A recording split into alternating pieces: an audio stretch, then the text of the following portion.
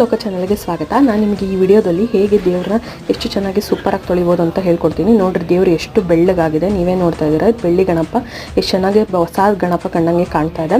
So Shravana ಮಾಸ ಬಂತು, ದೇವ್ರನ್ನ ತೊಳೆಯೋದೇ ಒಂದು ದೊಡ್ಡ ಚಿಂತೆ ಆಗಿರುತ್ತೆ.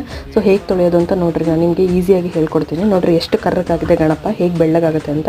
ಫಸ್ಟ್ ಒಂದು ಪಾತ್ರೆಯಲ್ಲಿ ನೀರನ್ನ ಕುದಿಯೋಕೆ ಇಡ್ರಿ. ಸೊ ಆ ನೀರಿಗೆ ಸ್ವಲ್ಪ ಸೋಡಾ ಪೌಡ್ರ್ ಹಾಕೊಳ್ರಿ.